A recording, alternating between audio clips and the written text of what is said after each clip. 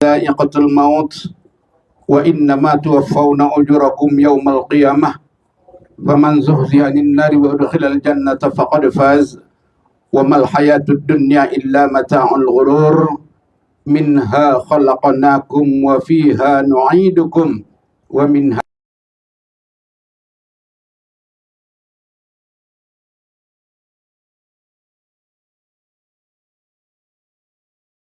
rasuluh la nabiyya ba'dah.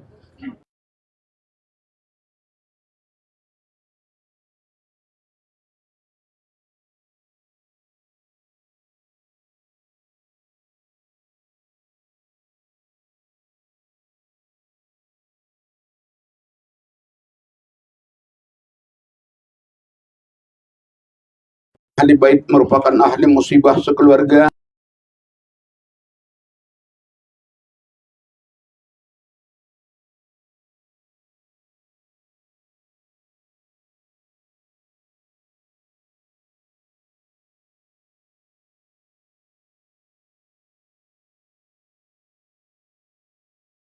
Saya diberi rahmat oleh Allah. Pertama, mari sama-sama mengucapkan puji dan syukur kita ke hadrat Allah Subhanahu wa Ta'ala. Alhamdulillah dipertemukannya kita di rumah duka ini dalam rangka bertakziah atas berpulangnya ke rahmatullah salah seorang keluarga kita, saudara kita, orang tua kita, teman seiman dan seaqidah buat kita. Tentu harapan kita pertemuan kita ini di samping bernilai amal ibadah, mudah-mudahan dapat menjadi tawar sedingin buat ahli musibah agar lebih sabar menghadapi ujian yang diberikan Allah ini.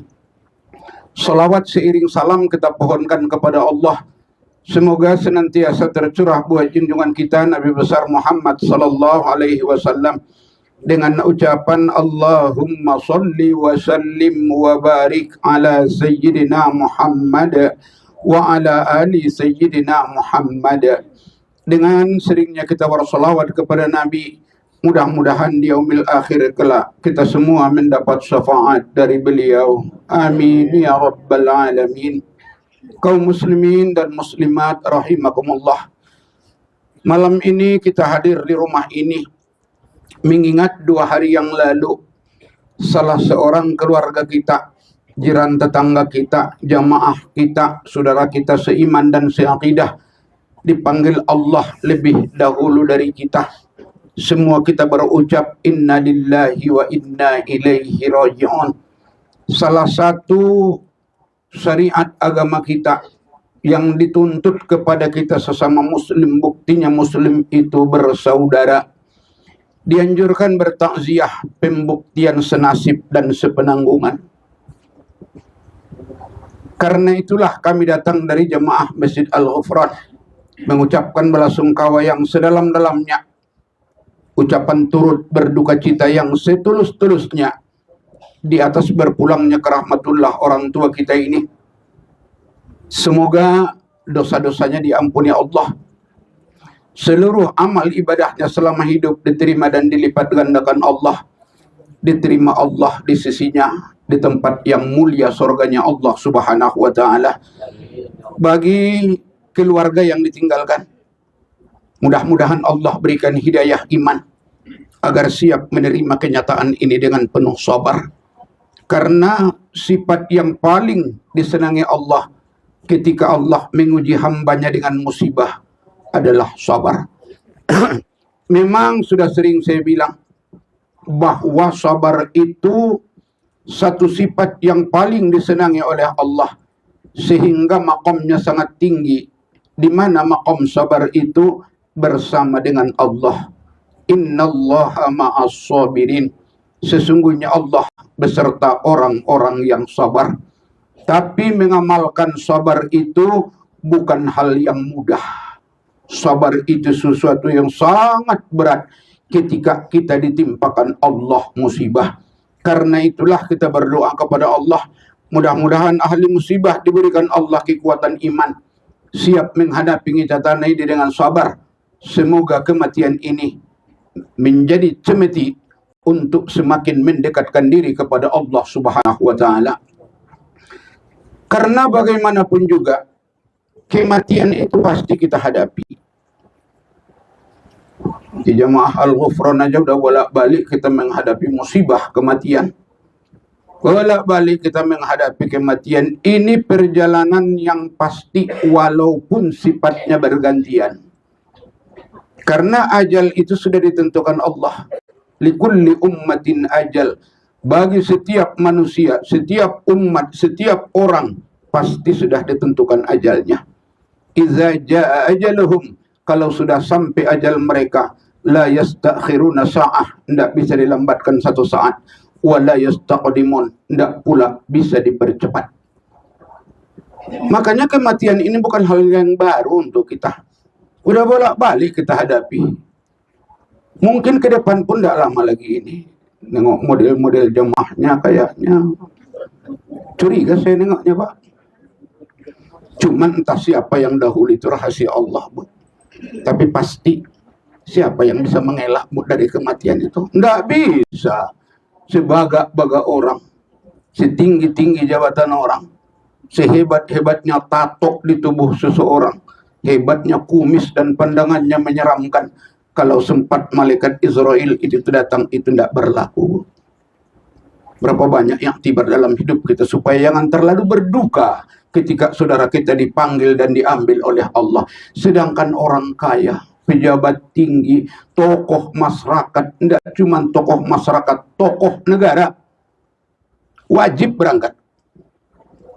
Yang tiba bagi kita Bapak dan Ibu, orang tua kita Jenderal Soeharto kurang apa itu di Indonesia ini? Oh, di masa hidupnya segala nama julukan disangkutkan kepada beliau. Bapak Pembangunan Nasional, Bapak Swasembada Pangan, orang nomor 1 di Indonesia 32 tahun. Jenderalnya penuh, segala julukan ada pada dirinya. Pengawal pagar betis di Cendana mengawal rumah Soeharto. Segala angkatan ada di situ, tidak sembarangan bisa masuk ke sana, Pak. Tapi ketika malaikat Israel datang, lewat, Pak. Lewat, tidak tertolong. Soeharto aja lewat, apalagi jemaah Al-Ghufran. Oh, kecil sama dia. Makanya mati itu tidak bisa kita takutkan. Cuman perlu dipersiapkan. Kalau sudah waktunya, wajib berangkat. Apa yang mau kita persiapkan? Yang pertama, perbanyaklah amal ibadah yang berbuah pahala. Itu ucapan janji Allah itu. Fa'amma man saqulat mawazinuhu fahuwa fi 'ishatir radiyah. Adapun orang-orang yang berat timbangan amal kebaikannya, maka baginya kehidupan yang sangat bahagia. Kemudian yang kedua, jauhkan diri dari dosa. Andai sudah pernah berdosa, ajlut taubah qablal maut, kata Nabi, segerakan bertobat sebelum kematian itu tiba. Selesaikan dosa, jangan banyak-banyak bawa dosa. Karena kalau sudah banyak bawa dosa, dosa itu akan mencelakai kehidupan kita di dunia, terutama di akhirat. Untuk itulah, bapak kita ini, saudara kita ini, jamaah kita ini, berangkat menghadap Allah dengan harapan banyak pahalanya. Makanya kita doakan kepada Allah, kita berikan bacaan ayat-ayat Al-Quran, terutama keluarganya. Sampaikan kepada mereka, sampaikan kepada dia, untuk berharap agar Allah menerimanya dengan bakal yang sangat lumayan melalui pahala yang dikerjakannya, amal ibadah yang dilakukannya. Mudah-mudahan dilimpahkan Allah pahalanya. Kemudian yang kedua, dosa-dosa beliau kita ikut memohon ampunkannya kepada Allah. Tidak cuma memohon ampunkannya, memaafkannya. Fastaghfir lahum, mohon ampunkanlah dosa. Fa'fu anhum wastaghfir lahum, maafkanlah kesalahan-kesalahan mereka. Kata Allah, itu ciri-ciri orang yang menjadi umat Muhammad. Fa'fu anhum, maafkan kesalahan mereka. Apa kita ini tidak mengharapkan. Tapi bagaimanapun juga manusia pasti ada salah dan dosa. Tidak ada manusia yang tidak bersalah. Apalagi namanya sosial, Pak. Ada aja salah, ada aja dosa di antara kita. Untuk itu tugas kita, maafkan dia. Kira-kira Bapak dan Ibu mau tidak maafkan beliau? Memang luar biasa Jama'al Ghufran ini, udah di luar. Memang di hati saya udah jelas itu Pak. Jama'al Ghufran itu cirinya lebih banyak maafnya daripada marahnya itu. Kenapa? Karena orang yang pemaaf itulah yang paling mudah diampuni Allah. Kalau orang pendendam, tidak akan diampuni Allah. Kalau kita memaafkan dosa dan kesalahan orang, mudah Allah memaafkan dan mengampuni dosa-dosa kita. Makanya jangan sempat ada di hati kita dendam. Kalau orang pendendam, tidak akan diampuni Allah dosanya. Makanya awalilah dari sekarang. Jadilah orang pemaaf, supaya Allah memaafkan dan mengampuni dosa-dosa kita. Kalau orang yang pendendam, tidak akan diampuni Allah dosa-dosanya. Untuk itu kita maafkan kesalahan beliau dan kita mohon ampunkan dosa-dosanya kepada Allah. Supaya apa? Bakal dia banyak. Dosa dia gugur karena maaf kita dibarengi dengan ampunnya Allah Subhanahu wa taala. Karena itu, Bapak dan Ibu yang saya muliakan, beliau berangkat dengan dosa yang bersih, maaf dari kita, ampun dari Allah, kemudian pahalanya berlimpah berkat amal ibadahnya yang didukung oleh doa-doa kita. Karena bagaimanapun juga almarhum ini, bapak orang tua kita ini, cuman pindah alamnya ini Pak. Oh, pindah alam ini. Bukan habis, bukan musnah. Cuman pindah dari fase yang kedua, memasuki fase yang ketiga. Dari alam dunia ke alam barzah. Dari alam nyata ke alam ghaib. Hakikatnya dia tidak mati. Inilah yang dibilang Allah, wala taqulu liman yuqtalu fi sabilillahi amwat bal ahya walakin la tas'urun. Jangan kamu katakan orang yang mati di jalan Allah itu mati. Dia hidup, cuman kamu ndak melihatnya lagi. Kenapa? Alamnya sudah berubah. Nafkahnya sudah ndak serupa lagi dengan kita. Karena orang hidup, nafkahnya nyata. Orang mati sudah menjadi ghaib, nafkahnya pun yang ghaib. Itulah pahala. Nah, ini yang akan kita bawa nanti. Makanya untuk dia, kita kirimi nafkah yang maksimal. Bacakan ayat-ayat Al-Quran. Bacakan zikir. Pohonkan doa kepada Allah. Berikan sedekah jariah kepadanya. Ini menolong dia membuahkan pahala untuk menambah perbendaharaan dia menghadap Allah Subhanahu wa taala. Makanya kalau kita sayang ke orang tua kita, sayang kepada saudara kita, sayang kepada teman kita yang sudah berpulang ke rahmatullah, mereka tidak butuh lagi ratapan, tidak butuh tangisan, tidak butuh penyesalan. Yang mereka butuhkan apa? Kiriman nafkah rohani dari keluarga yang ditinggalkan. Apa kiriman nafkah rohani itu? Itulah amal baik yang berbuah pahala.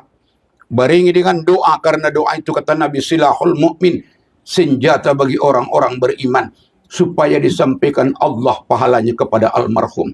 Diampuni Allah dosa-dosanya, agar Allah selamatkan dia mulai dari alam kubur. Karena kalau sudah selamat di alam kubur, Bu, insya Allah aman lah itu pada alam barzah. Kalau selamat di alam kubur dan alam barzah, sukseslah itu nanti di akhirat menuju surganya Allah Subhanahu wa taala. Karena itu pertolongan orang yang hidup kepada yang mati masih sangat manfaatnya. Tapi yang tidak kalah pentingnya, kata Nabi, takziah melihat kematian itu jadikanlah pelajaran dalam hidup. Wa kafa bil mauti wa'izah. Cukuplah dengan kematian itu pelajaran yang sangat berharga. Apa maksudnya? Oh, rupanya manusia pasti mati. Tidak ada manusia yang abadi dalam hidup ini. Pasti berpisah. Secinta-cintanya kita dalam hidup, baik sesama manusia, baik macam, menurut Nabi kita pasti akan berpisah. Wahbu masita fa innaka mufariquhu. Silahkan cintai apapun yang mau kau cintai. Tapi ingat, satu saat kau pasti akan berpisah dengan dia. Kehidupan kita di dunia ini tidak lama, Pak. Sebentar aja, Bu. Sampai Allah bersumpah dalam Al-Quran atas nama masa. Wal asri, demi masa. Kenapa Allah bersumpah atas nama masa? Yang pertama, saking sedikitnya waktu kita di dunia ini. Yang kedua, hebatnya pengaruh waktu yang singkat ini untuk kehidupan yang abadi. Bersumpah Allah demi masa. Singkat waktu kita di dunia ini. Tapi waktu yang singkat ini pun besar pengaruhnya, efeknya untuk alam yang berikutnya. Kalau bisa kita maksimalkan waktu yang singkat ini dalam hidup untuk mengabdi mencapai ridha menumpuk pahala lewat amal ibadah. Sekian puluh tahun cuman kita berjuang di dunia. Tapi kebahagiaannya tidak terhingga-hingga, khalidina fiha abada, kekal di dalamnya selama-lamanya. Tidak lama kita di dunia ini, Bu. Paling berapa lama lah kita di dunia ini? Aku rasa-rasa paling-paling lah 80 tahun dah baga itu orang sekarang. 80 tahun. Udah ada yang 80 tahun sini, Pak. Nengok modelnya belum ada yang 80 tahun. Memang kayaknya pun tidak akan sampai ini. Iya, nampak-nampaknya, Pak. Nengok kondisi orang sekarang. Kenapa? Karena kalau sempat lebih 80 tahun, sepertinya sudah lebih banyak mudarat dari manfaatnya. Jadi tidak usahlah minta panjang-panjang kali umur ya, Bu. Walaupun terlalu takut mati itu, jangan minta panjang umur. Tapi perbanyak amal dengan umur yang singkat ini. Karena takut saya kalau dipanjangkan Allah umur itu, lebih banyak susahnya, Bu. Doa Ibu, ya Allah, panjangkanlah umur aku, ya Allah, panjang kali. Dibuat Allah umurnya 300 tahun, mau. 80 tahun sudah stroke Ibu tuh. 90 tahun, balik badan tidak bisa lagi. 100 tahun nyuap nasi udah payah. 110 tahun ngedipkan mata udah payah.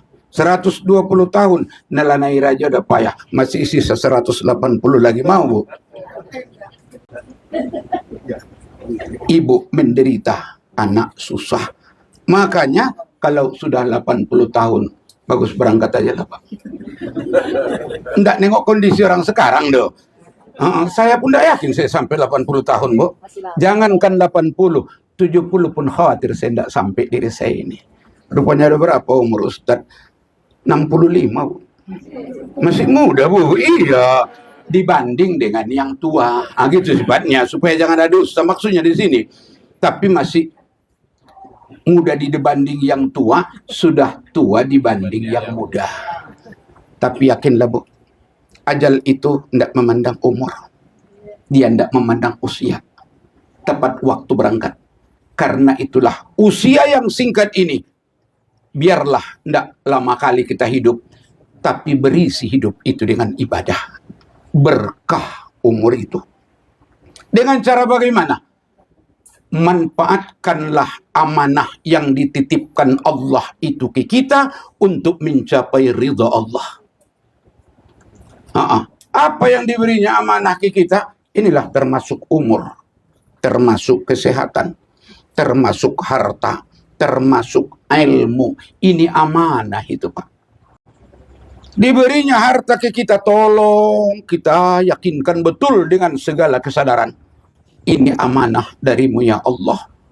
Diberinya jabatan, amanah darimu ya Allah. Diberinya ilmu, amanah darimu ya Allah. Diberinya kesehatan, amanah darimu ya Allah. Apa maksud amanah? Amanah itu diberikan Allah ke kita, alat untuk beribadah, jalan mendekatkan diri kepada Allah. Kalau dipakai amanah ini untuk ridha Allah, yakinlah Bapak dan Ibu, Allah tidak akan ingkar janji. Oh, tidak ingkar janji Allah itu. Cuman yang ditakutkan Bapak dan Ibu, banyak orang yang menyangka bahwa harta itu, jabatan itu, ilmu itu, kesehatan itu, banyak yang menyangka itu cuman hadiah dari Allah. Ini yang membuat manusia celaka. Kira-kira berbeda enggak hadiah dengan amanah, Bu? Hah? Apa bedanya, Bu? Enggak usah jawab, Bu. Biar aku yang jawab. Kalau hadiah asal diberi oleh si pemberi hadiah, diterima oleh si penerima hadiah, selesai hubungan, putus hubungan. Itulah hadiah. Mau disimpannya, mau dipakainya, mau dikasihkan orang lain, mau dijualnya, atau mau dibuangnya ke Sungai Siak, tidak ada masalah. Kenapa? Hadiah kok. Tapi kalau amanah, Bu, ada di situ keterikatan, ada di situ janji yang wajib dipertanggungjawabkan. Oh, ada Pak. Aku amanahkan kepada Bapak, ini duit, tolong sampaikan infak saya ke Masjid Al-Ghufran. Itu amanah. Amanah. Kalau disampaikan Bapak amanah itu ke Masjid Al-Ghufran, lolos melaksanakan amanah, sukses menghadap Allah. Tapi kalau tidak dipakai amanah itu untuk tujuannya, justru dia ke tempat lain, inilah yang mengkhianati amanah. Asqaluddin al-amanah. Yang paling berat dalam berhidup beragama adalah menunaikan amanah. La dina liman la amanatalah, wala salah, wala zakah. Tidak ada agama bagi orang yang tidak melaksanakan amanah. Walaupun dia solat, tidak dipandang solat. Walaupun dia haji, zakat, tidak dipandang berzakat. Kenapa? Tidak mau melaksanakan amanah. Amanah apa yang dititipkan Allah ke kita? Yang pertama, jiwa raga ini, Bu. Oh, diminta pertanggungjawaban. Kemana kakimu kau langkahkan? Karena ini milik Allah. Untuk apa tanganmu kau pekerjakan? Kemana telingamu kau dengarkan? Untuk apa matamu kau pandangkan? Untuk apa mulutmu kau ucapkan? Oh, ini ditanya nanti, Bu. Ditanya. Kalau masih mau dia melangkahkan ke ridha Allah, masih mau dia berbuat yang diridhai Allah, masih mau mendengarkan yang diridhai Allah, yakinlah Pak, lolos dalam amanah. Amanah yang ditunaikan itu akan dibalas Allah dengan balasan yang berlipat ganda. Tapi kalau tidak mau melaksanakan amanah, disebut Nabi orang munafik. Ayatul munafikina salasah. Tanda orang munafik itu 3. Salah satunya, idza tumina khana. Apabila diberi amanah, dia berkhianat dengan amanah yang disampaikan Allah itu. Ini amanah ini semua. Kalau dipakai untuk ridha Allah beribadah, lolos amanah. Kalau sudah lolos amanah, berarti jalan menuju bahagia, menuju ridha Allah subhanahu wa ta'ala. Surga tempatnya. Inilah yang kita khawatirkan belakangan ini, Bu. Payah orang melaksanakan tenaga dan kemampuan itu untuk melaksanakan amanah Allah. Lebih banyak ke murka Allah. Kalau sudah mengkhianati amanah, digolongkan orang-orang munafik. Tidak cuma harta, tidak cuma jiwa raga, Pak. Jabatan pun seperti itu. Jabatan itu amanah itu. Ilmu itu amanah itu. Harta itu amanah itu. Yang wajib diminta pertanggungjawaban. Harta lagi paling dahsyat, Bu. Kalau kesehatan, kemana kau pakai kesehatanmu, waktumu kemana kau manfaatkan, untuk apa ilmumu kau amalkan. Tapi kalau harta, dari mana hartamu kau peroleh, kemana hartamu kau manfaatkan. Kenapa? Harta itu paling tinggi nilai amanahnya kalau dilaksanakan. Tapi azabnya pun harta itu paling tinggi kalau dikhianati. Karena itu, kita yang masih hidup, yang insya Allah tidak lama lagi akan berangkat. Kenapa saya bilang tidak lama lagi akan berangkat? Bukan mendoakan ini, Bu, ya. Saya tidak mendoakan maksudnya harus kita cepat mati. Maksudnya tidak lama lagi. Sudah lebih banyak yang sudah kita jalani ini, Pak, dari yang hendak kita jalani. Itu alasan saya mengatakan tidak lama lagi. Karena umur yang 2/3 itu 42 tahun, Bu. Sisa sepertiga berarti 21 tahun lagi. Apa masih yakin Bapak dan Ibu kita yang di tempat ini masih hidup 21 tahun yang akan datang? Yakin, Bu? Hendak yakin, Bu. Jangankan 20 tahun ke depan. 1 tahun ini pun tidak ada jaminan, Pak. Tidak ada jaminan. Jangan sempat Bapak berkata, saya masih sehat, Ustaz. Banyak, Pak, yang sehat. Nah, malah duluan dipanggil Allah. Yang sakit tidak berangkat-berangkat. Banyak, Pak. Udah 5 tahun Bapak itu stroke. Tidak bisa kemana-mana lagi. Habis duit berobat anaknya, capek ngobatkan bapaknya. Istri aja udah ikhlas. Kalau tidak sehat lagi mas, duluan aja lah mas, kami udah ikhlas. Kata, tidak juga berangkat bapak. Ada pula yang sehat, tidak ada penyakitnya pak. Meninggal tak terduga. Aku masih terkenang saya. Jemaah kita Ibu Rosmani. Masih ingat ibu-ibu? Hah? Bukan Rosmani Sulung. Itu masih hidup itu. Tidak ada penyakitnya deh Pak, Bu. Baru pulang dari pasar bawah dia belanja. Letakkan belanjaan. Duduk di kursi. Lewat. Kenapa? Tidak pasti orang sakit dulu. Banyak orang sehat dulu. Makanya ingat-ingat ini Bapak dan Ibu. Kesehatan Ibu amanah tuh wajib dipertanggungjawabkan nanti di hadapan Allah. Ilmu itu amanah, itu wajib diamalkan, disampaikan kepada orang yang membutuhkan. Harta itu amanah tuh Bu. Dari mana kita peroleh, kemana kita manfaatkan. Waktu ini amanah ini. Walaupun singkat waktu kita di dunia, kalau diisi dengan ibadah, laksanakan apa yang diamanahkan Allah untuk mendekatkan diri kepada Allah. Yakinlah itu jalan kebahagiaan untuk kita. Mudah-mudahan Bapak kita, saudara kita ini diselamatkan Allah.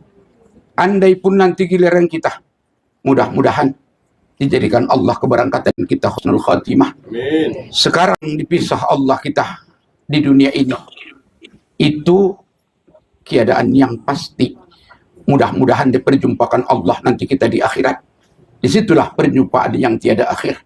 Kalau sudah jumpa di sana, jumpa dengan kenikmatan.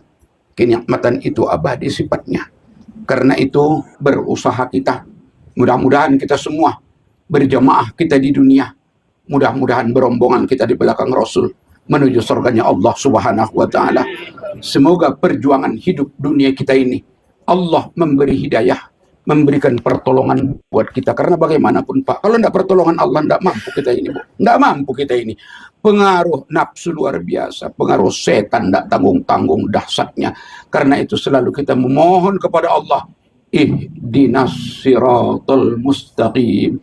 Tunjukilah kami Allah ke jalan yang lurus. Kalau tidak karena hidayah Allah, jangan mimpi akan bisa melampaui ujian yang sangat berat ini. Tapi kalau sudah Allah memberikan pertolongan, la mani'a lima a'taita wa la mu'tiya lima mana'ta wa tu'izzu man tasha wa tuzillu man tasha. Itu janji Allah itu. Semoga Allah memberikan pertolongan buat kita semua. Andai giliran kita pun melewati jalan yang sangat luar biasa ini, mudah-mudahan dalam keadaan pertolongan dan ridha Allah Subhanahu wa taala. Ini yang dapat saya ungkapkan di atas segala kesalahan dan kejanggalan. Dengan segala kerendahan hati kepada Bapak dan Ibu, saya mohon maaf yang setulus-tulusnya. Kadang-kadang karena akrab tidak terbatas kata-kata, enak cerita karena akrab dan dekatnya sesama kita. Mudah-mudahan tidak membuahkan dosa, apalagi di tempat yang bertakziah seperti ini. Billahi taufiq wal hidayah. Assalamualaikum warahmatullahi wabarakatuh. Waalaikumsalam. Lendi Ustadzan Suido wanita. Bismillahirrahmanirrahim. Terima kasih Pak.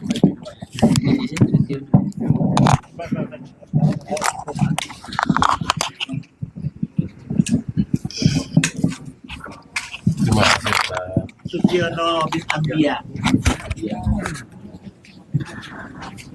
إلى حضرة النبي المصطفى محمد رسول الله صلى الله عليه وسلم وعلى آله وأصحابه وأزواجه وذريته وقرابته وأهل البيت أجمعين ولكافة الأنبياء والمرسلين ثم إلى أرواح آبائنا وأمهاتنا وإلى أرواح المسلمين والمسلمات والمؤمنين والمؤمنات من مشارق الأرض إلى مغربها ثم خصوصا على هذه النية إلى روح المرحوم Bapak Sugiono bin Ambia وعلى هذه النية الجماعة الفاتحة. أعوذ بالله من الشيطان الرجيم. بسم الله الرحمن الرحيم. الحمد لله رب العالمين الرحمن الرحيم مالك يوم الدين إياك نعبد وإياك نستعين اهدنا الصراط المستقيم صراط الذين أنعمت عليهم غير المغضوب عليهم ولا الضالين آمين. نعوذ بالله من الشيطان الرجيم. بسم الله الرحمن الرحيم. الحمد لله رب العالمين والصلاة والسلام على أشرف الأنبياء والمرسلين وعلى آله وصحبه أجمعين. اللهم صل على سيدنا محمد صلاة تنجنا بها من جميع الأحوال والآفات. آمين. وتقضي لنا بها جميع الحاجات وتطهرنا بها من جميع السيئات وترفعنا بها عندك أعلى الدرجات وتبلغنا بها أقصى الغاية من جميع الخيرات في الحياة وبعد الممات. آمين. إنك يا الله سميع قريب مجيب الدعوات ويا قاضي الحاجات يا مجيب السائلين يا رب العالمين. آمين. اللهم ربنا اغفر لنا ذنوبنا ولوالدينا وارحمنا وارحمهم كما ربونا صغارا ولجدنا ولجداتنا ولمشايخنا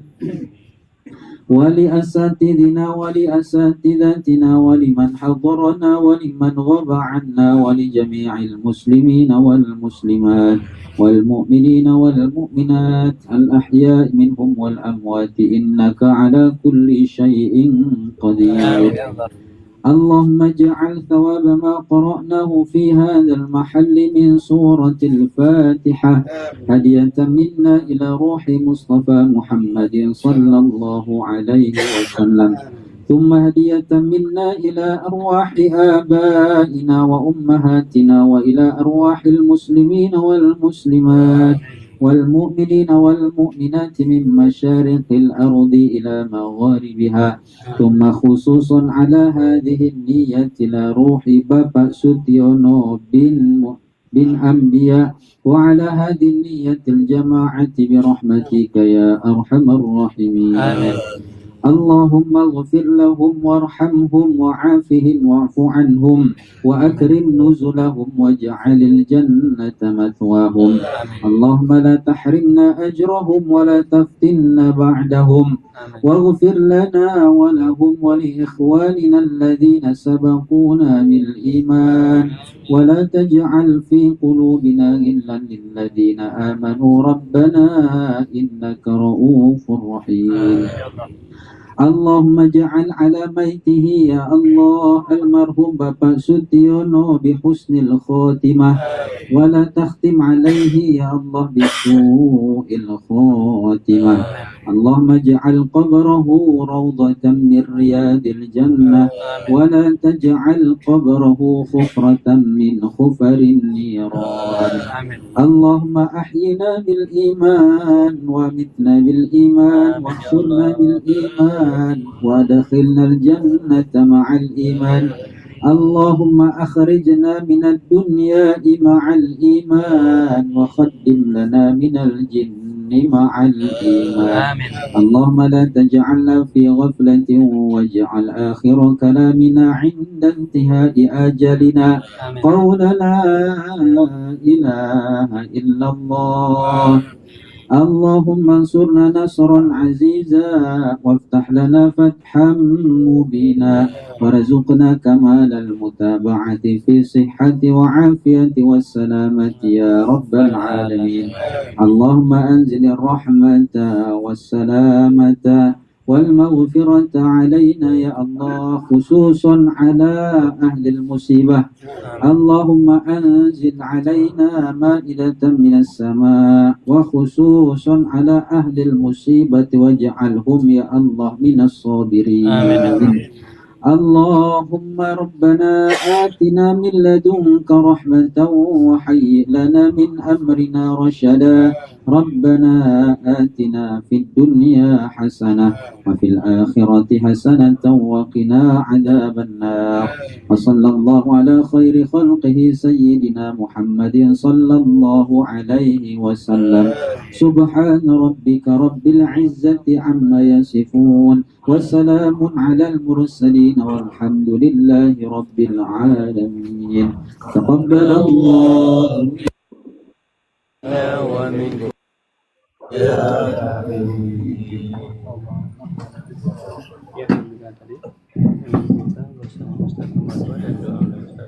Alhamdulillah, terima kasih kepada Al Ustaz Haji Tabatul Sigan dan kemudian kepada Ustaz Muhammad Ramdan yang sudah mengucapkan doa dan serta nasihat tausiah yang disampaikan oleh Bapak Haji Tamatus Segan. Mudah-mudahan senantiasa menjadi tambahan ilmu bagi kita, menjadi sehat bagi ahli bait dan seluruh jemaah. Mudah-mudahan menambahkan keyakinan kesabaran kepada ahli musibah. Mudah-mudahan senantiasa kita semua dapat